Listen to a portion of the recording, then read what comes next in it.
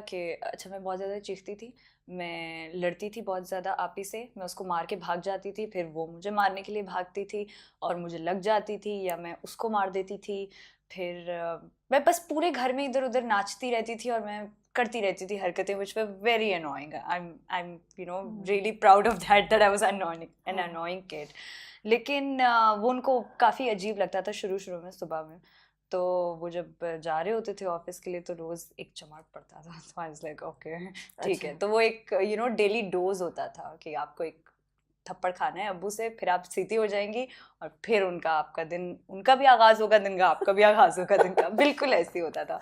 और फिर अम्मी से मुझे पढ़ती रहती थी, आप ही से मुझे पढ़ती रहती थी। तो आई बीन दैट किड जिसने हर किसी से मार खाई है घर में। मगर बाज नहीं आई। बिल्कुल बाज नहीं आई और अभी क्या भी। क्या किया? और क्या क्या और शरारतें की? शरारतें स्कूल में मैंने कभी नहीं की। मैं हमेशा आई बीन द किड जो घर में हर किसी से हर किसी को परेशान करेगी, घर में लड़ाइयाँ करेगी, घर में चीखेगी, घर में अगर बदतमीज़ी करनी है तो घर में बदतमीज़ी करेगी।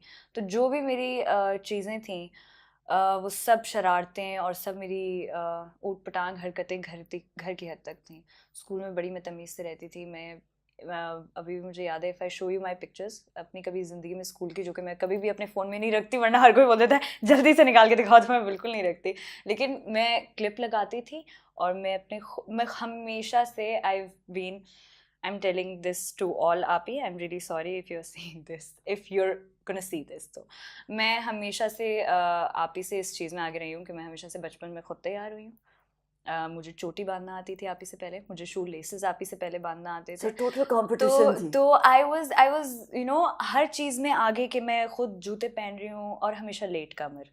हमेशा नीचे वैन खड़ी होगी, हॉर्न बज रहे हैं बज रहे हैं बज रहे हैं, and then I am getting up and जल्दी जल्दी फिर मैंने लास्ट सब मिनट तैयार पे। करना है। लेकिन मेरी ये चीज़ है कि मैं हमेशा रात को, अभी तक टिल डेट, मैं हमेशा अपनी रात को चीज़ें सेट करके सोती हूँ, चाहे मुझे सुबह के 4 बज जाए स्लोली स्लोली काम करते हुए, कि अगर मेरी सुबह शूट है, my bag is going to be packed, my makeup is going to be ready, मेरी अगर कोई और एक्सेसरीज है जो मुझे लेकर जानी है वो सब सेट होंगे, कपड़े जो सुबह पहनने वो इस्त्री होके रखे हुए होंगे।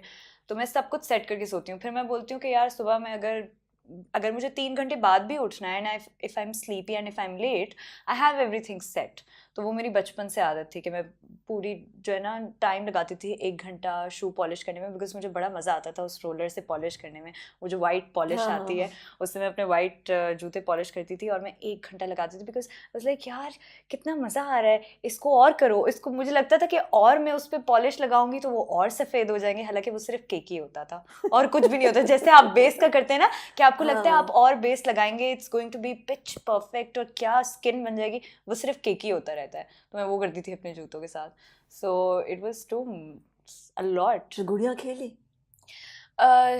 Not really, I am not the गुड़िया वाली बंदी। मेरे पास गन्स रही हैं, जो नकली छर्रे वाली गन्स होती थी मैं वो चलाती थी। और कार्स जो रिमोट वाली होती थी उस वक्त, वो इतने से रिमोट होते थे एंटीना टाइप के, कुछ कुछ साल पहले तक। अब तो बहुत PSP टाइप के कुछ रिमोट कंट्रोल्स आ गए, which I am still interested in. तो I am not the dolls वाली बंदी, I have been a tomboyish one. So cycle थी? साइकिल थी मेरे पास, एक लोहे की साइकिल थी जो कि मुझे अब्बू ने दिलाई थी, और वो बहुत भारी साइकिल थी।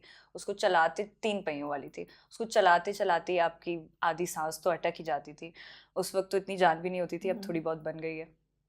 तो आई हैड दैट साइकिल, और उसके बाद से मुझे अम्मी ने साइकिल नहीं दिलाई। अच्छा। उसके एंड यू बाद से एंड नहीं। You I miss I it? I miss it. मैं अभी तक अम्मी को बोलती हूँ, मैं बोलती हूँ सो अम्मी कौन सी लोगी, प्लीज। 3 पहियों वाली या 2 पहियों वाली? 2 पहियों वाली चलाना पहले सीखूंगी, ऑफ कोर्स उससे पहले मैं 3-4 बार गिरूंगी, कहीं हाँ। ठोकरें तो खाऊंगी, कोई कुछ कोई कोई लगेगी। सिक्योरिटी ब्लैंकेट था, कोई चीज़ थी जो साथ रहती थी पास हर वक्त? Did you ever write a diary या I never wrote a diary. ऐसी कोई चीज़ थी जो किसी को इजाज़त नहीं थी? नहीं, ऐसी ऐसी कोई चीज़ नहीं थी। I have always been an open book and I have always been very no comfortable. Secrets? कोई भी सीक्रेट नहीं है टू बी ऑनेस्ट, क्योंकि मैंने हमेशा से, चाहे कोई अच्छी बात हो बुरी बात हो, मैं सबसे पहले अपनी अम्मी को बताती हूँ, because my mama has been my best friend हमेशा से बचपन से। तो बस मेरी एक चीज़ होती थी जो कि मुझे आज तक जो है मेरी बहन को कभी नहीं वो जगह मिल सकी, एंड दैट इज़ मैं अम्मी के हाथ पे सर रख के, अपने हक करके, उन पे टांग रख के मैं इस तरीके से सोती हूँ। मुझे अभी तक यही मज़ा आता है, so I still do it. तो वो चीज़ मेरी बहन को कभी नहीं मिली, so that has been my place and that is going to be my place. I am so proud of it.